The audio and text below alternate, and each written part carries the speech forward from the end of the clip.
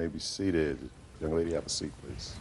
Ms. McMillan, you and the defendant, I gather from your complaint, had been very good friends for a long time. Yes, ma'am. And you were having a difficult pregnancy. Yes, ma'am. The defendant, who was a good friend, came to help you. Is that right? Yes, ma'am. She came to help you emotionally, help you physically, and you claim that something happened. There was a big argument, and that she assaulted you. Yes, ma'am. Pulled out your hair, other things. You want to be compensated for that assault. Yes, ma'am. How long have you known her? 20+ years. Ever had a fight with her? No, we did not have a fight at all. When did she come to your home? Friday evening, the 28th, September 28th. And where did she live? She resides in Landover, Maryland. And where do you live? At the time, I was living in Hampton, Virginia. So she had to make a trip. Yes. Did she come alone? She brought her 2-year-old son. And she came because you were having some trouble. What kind of trouble were you having? Well, at the time, I had a healthy pregnancy. I had no problems until like the following morning. What happened on the 29th? I woke up, I had cramping. That Friday evening, I started having slight bleeding. I went to the emergency room that morning. Did she help you? Yes, she took me to the hospital in my car.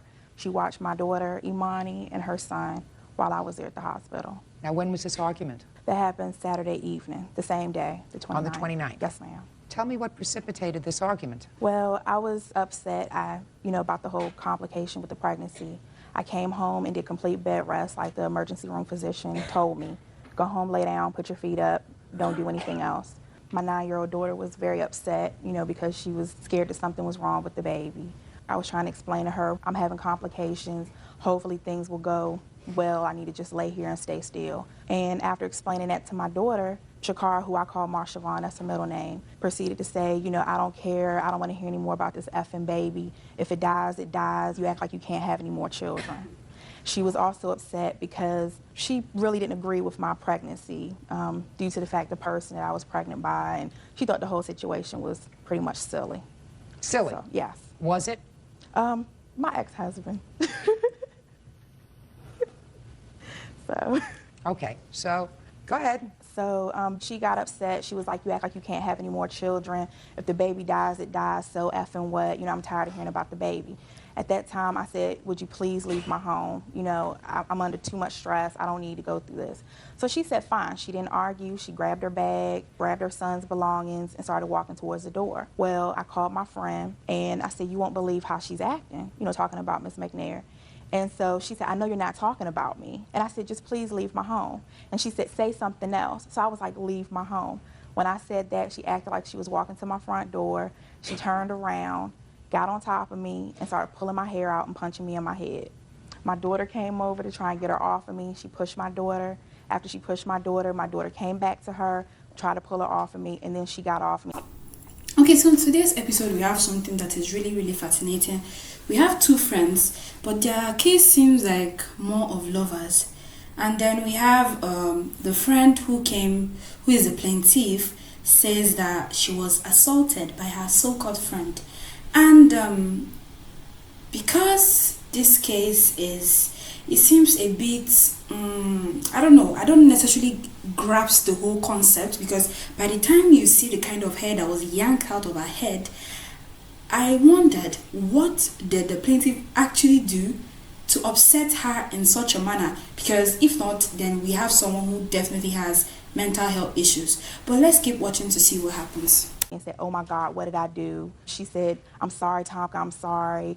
Let me help you. I don't know what got into me. And I immediately proceeded to call 911.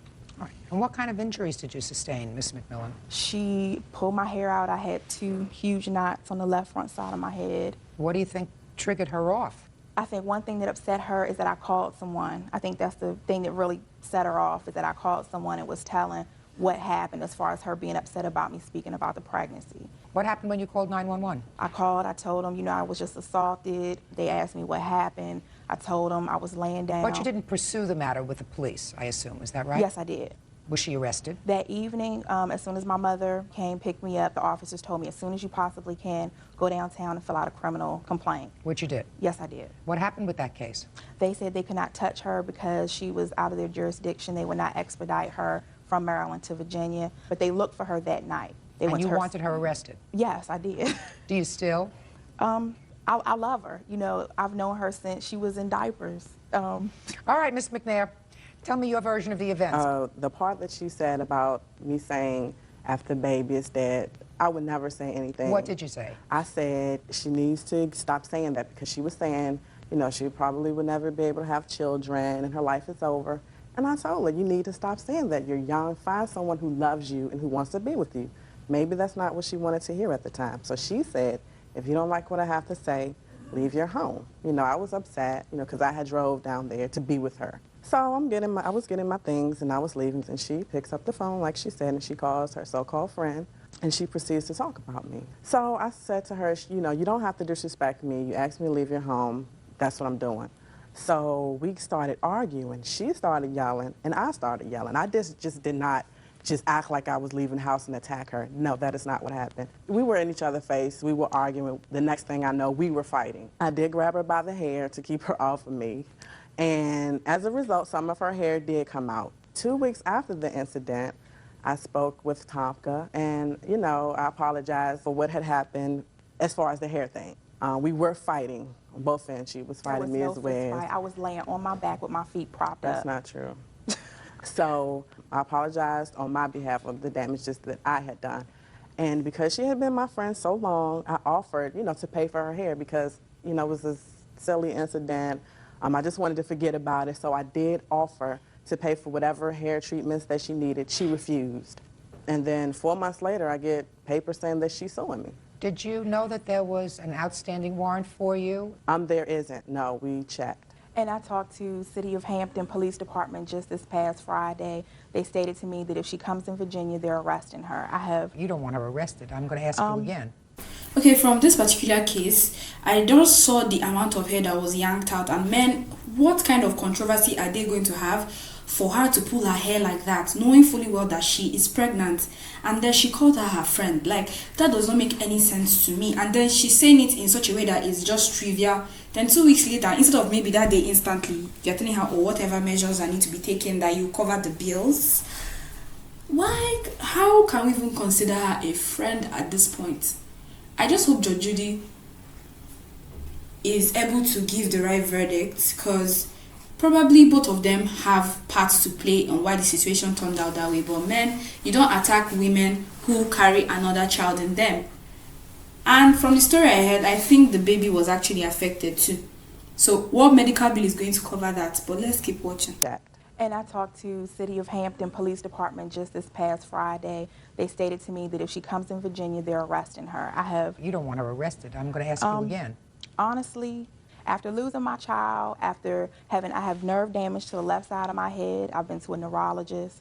I think she needs to pay for what she's done. She pushed my daughter. She pulled so much of my hair out, my daughter actually spit my hair out of her mouth. See the hospital report, please. And this is also the hair, my hair that she pulled out. Is that your natural hair? This is my natural hair that was tested, looked at by the neurologist, my hairstylist.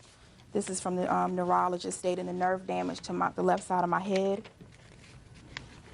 And I also have a note from my gynecologist stating that I was pregnant up until October 2nd when he had to perform surgery because I had too much tissue loss. And he said that it was probably the stress. Don't tell me what he said it was probably. Okay. I think you had a temper tantrum. And it wasn't so much that she asked you to leave the house, but that she called another friend while you were still there and talked about you. That was not smart, Miss McMillan. I don't know why you did that, just to make her more angry. You're right. I mean, it was senseless. It was senseless and it was insensitive because she was on her way out the door. Right. That doesn't excuse the physical nature of your response. You understand that? Yes. Okay. But you've been friends for a very long time, and you said to me before something about, you know, I still love her. I still love her. I mean. So, but there were some serious things that happened to her as a result of this pulling out of her hair by the roots. There was clearly indicated there that there was trauma to her head area. I mean, this is all very bad stuff, and that you are responsible for. What were your out-of-pocket expenses, Ms. McMillan, as a result of this assault? My insurance has pretty much picked up all my neurological appointments, my gynecological The only thing that my insurance won't cover is the extensive hair treatments that I've had. How much were the hair treatments? I have it listed from my Just tell me. cosmetologist. It's $35 plus $10 once a month for protein treatments, $5 a week for moisture treatments. And how long have you been having those treatments? Ever since 2 weeks after the assault happened, I had to have surgery, and my doctor ordered me, not to go anywhere for like 2 weeks after the assault. How much have you spent in total? I couldn't tell you. I mean, Well, I never. You have to tell me. I honestly have no idea how much money I spent on my hair. So let's say you've spent about $500 on your hair.